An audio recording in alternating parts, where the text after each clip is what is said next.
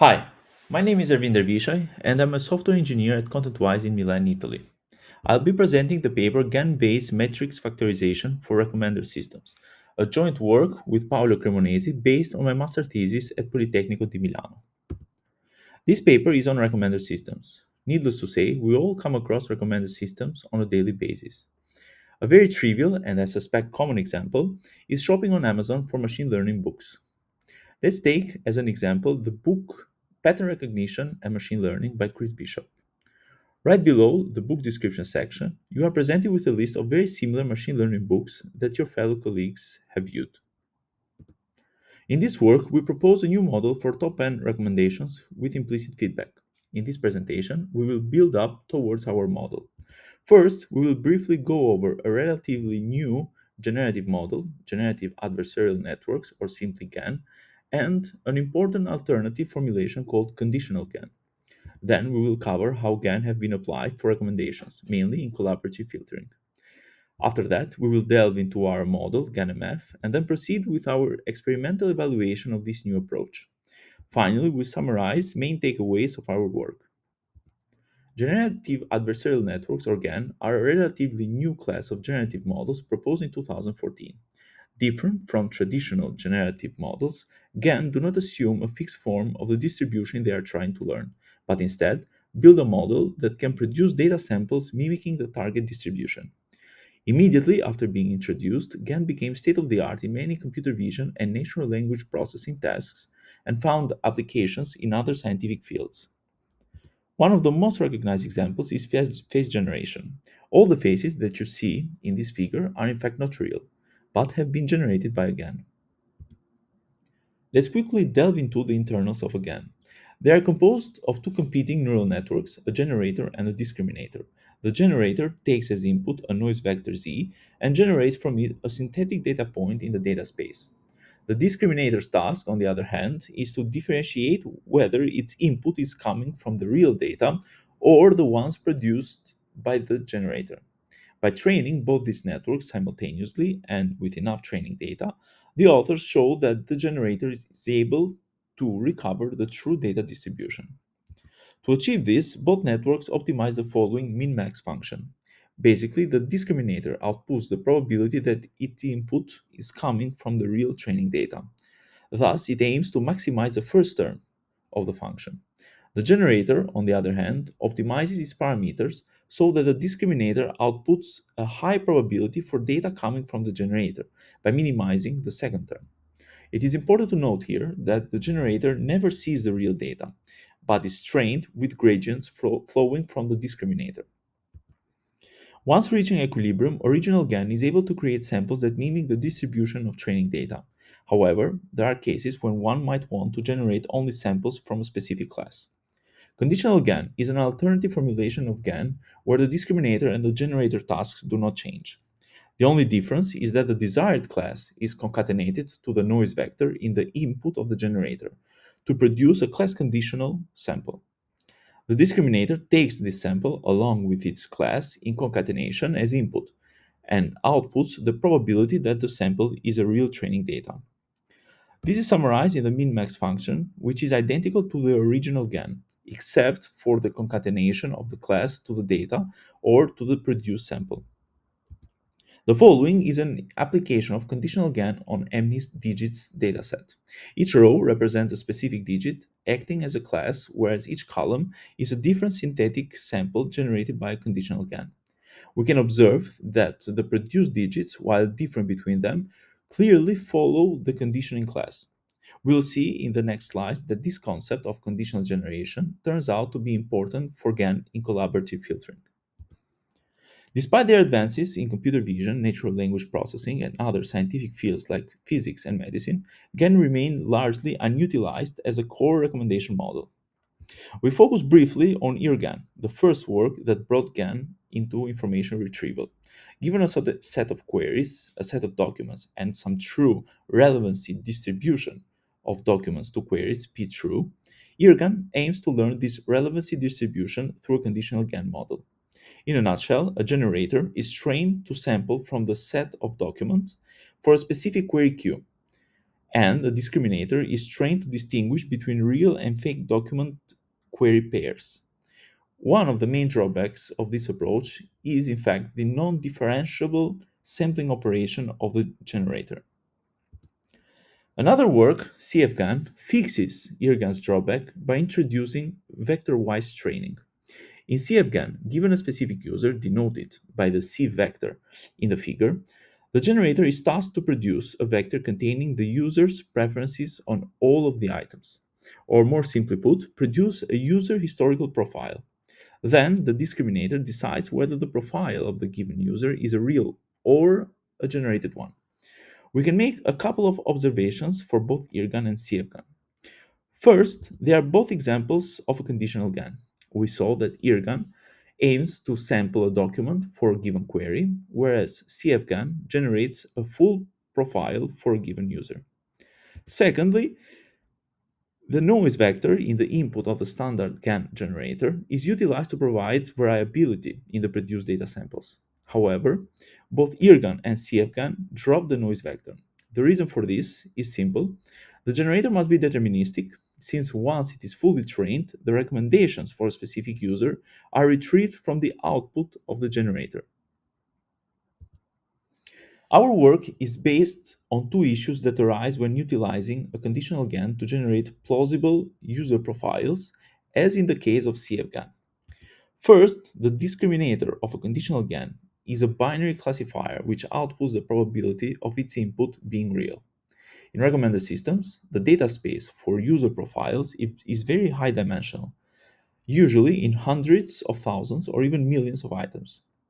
The loss of a single valued output in the discriminator cannot provide rich enough gradients to update the high number of parameters of the generator network.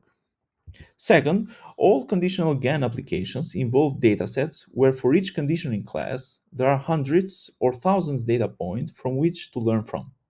In the case of CFGAN, for each user there is only a single real set of preferences over all items.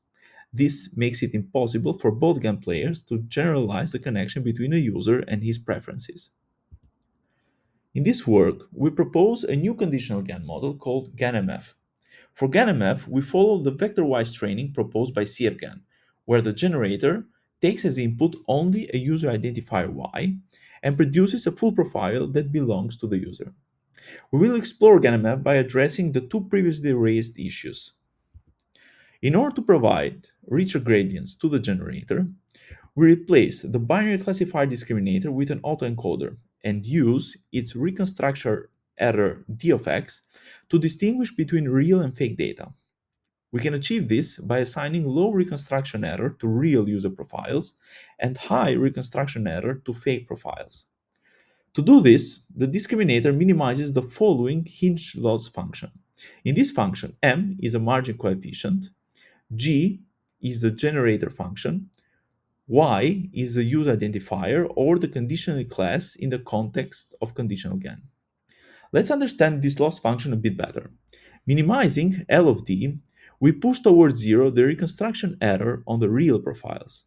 At the same time, we push the reconstruction loss of fake profiles, denoted by g of y, to be m times more than that of real ones. In this way, the autoencoder makes a differentiation between real and fake profiles. The last term is a regularization on the parameters of the discriminator. For the generator of GAN-MF, we use a simple matrix factorization model. We build this model from two matrices of user and item latent factors and utilize as conditioning class a user identifier Y. To generate a fake user profile, we first retrieve the user latent factors of user Y and multiply this vector with the matrix of item latent factors. To train the generator, we minimize the following loss function, where g of y represents a fake user profile and d is the reconstruction error on this fake profile.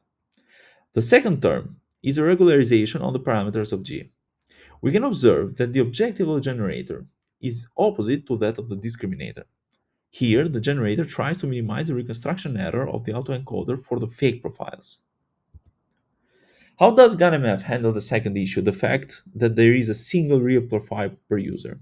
Indeed, training GAN-MF we just introduced makes the generator produce the same fake profile, totally disregarding the conditioning user Y.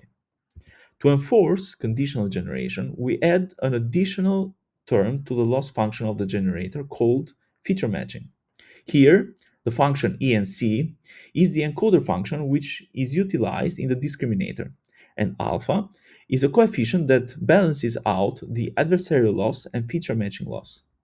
In this new loss function, we push the generator to minimize also the reconstruction loss between the encoder output of the real and fake profiles of a single user. Feature matching is a way of measuring the distance in probability space of two distributions, and by pushing this reconstruction loss to zero in encoder output, we also push generated profiles to look more like their respective real ones. We denote the model with the autoencoder discriminator and feature matching loss as standard GAN-MF.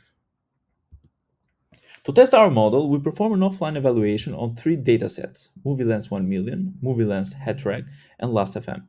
In this work, we are interested in top K recommendations, so we focus only on implicit feedback and use two ranking metrics for our experiments and tests: mean average precision at K and normalized discounted cumulative gain at K. We compare GAN-MF with eight other baselines that cover matrix factorization and neighborhood approaches, and also two GAN-based recommenders. GAN-MF can be conditioned either on a user or an item, so we include both models in our comparisons. In this first experiment, we find GAN-MF to outperform all the baselines on all three datasets. More specifically, it shows on average 24% better performance than CFGAN while using the same vector-wise training. This performance comes from the combination of autoencoder discriminator and feature matching, which enforces conditional generation on the generator. Compared to the other matrix factorization models, GAN-MF provides on average 15% and 8% better ranking accuracy than pure SVD and weighted regularized matrix factorization, which are both traditional matrix factorization models. Finally, we observe 10% worse performance compared to GAN-MF from the best neighborhood approach among item KNN, P3 alpha, and SLIM. This experiment places GAN-MF as a very competitive recommendation model. In order to investigate the components of GAN-MF, we first perform an ablation study on its discriminator. Our first experiment replaces the autoencoder with a binary classifier discriminator that original GAN and CFGAN use. However, we keep everything else as standard GAN-MF, where the generator uses feature matching in its loss, and as features to match, we utilize the last layer of the discriminator just before its final output. We retrain from scratch this new model and then observe these results. We see that standard GAN-MF performs as much as 4 times better than binary GAN-MF, especially on Last.fm dataset. So it is easy to conclude that the autoencoder discriminator is an important component for GAN-MF. In a second ablation study, we want to understand the effect of feature matching and how beneficial it is for conditional generation. To do this, we train standard GAN-MF with and without feature matching loss, and proceed to generate the fake profile respective to each user. Then we compute their cosine similarity and visualize them as heat maps.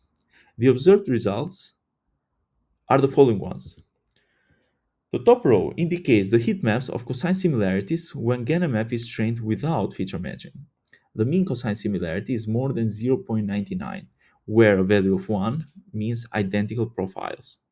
The second row shows the change in the cosine similarities when feature matching is applied. For Last.fm dataset especially, we see a reduction for the mean cosine similarity from 0.99 to 0.15. This experiment concludes that the combination of both autoencoder discriminator and feature matching provides the best performance. We have casted GAN-MF as a matrix factorization model, so it is important to understand its performance. Matrix factorization models are known to be susceptible to the cold start problem, so we compare GAN-MF with the other two matrix factorization baselines, pure SVD and weighted regularized matrix factorization, on users with different profile lengths. In the shown figure, the accuracy in ranking for users that have interacted with few items is much lower than that of users with many item interactions. However, even for users with less than 25 rated items, both user and item GAN-MF variants are able to provide better performance than the other baselines. We can attribute this to the autoencoder discriminator and feature matching loss. When trained with real profiles, the autoencoder discriminator learns in its coding layer a representation of both short and long profiles. When utilizing the encoder output as features to match in the feature matching loss, information is transferred from users with long profiles to users with few interactions, and this helps to enhance the recommendation for such users. So, to conclude, in this work, we introduced GAN-MF, a new GAN-based latent factors model aimed at top-end recommendations with implicit feedback. This model was inspired by two key issues we identified when utilizing a conditional GAN for collaborative filtering, namely, the binary classifier discriminator, whose gradients originate from a single output, and the lack of multiple data points for conditioning class, which makes it impossible to generalize their connection. GAN-MF approaches these two issues by replacing the binary classifier discriminator with an autoencoder in order to provide richer gradients to the generator, and enforces conditional generation through an additional loss term called feature matching. We performed experiments where we found GAN-MF outperforming 8 baselines, representatives for GAN-based methods, neighborhood, latent factors models on three publicly available datasets over two ranking metrics. Furthermore, we showed through an ablation study that to achieve its potential, GAN-MF must use both the autoencoder discriminator and feature matching loss. Finally, a qualitative study indicates that GAN-MF is effective for users with few interactions. Thank you very much for following this presentation, and I look forward to your questions.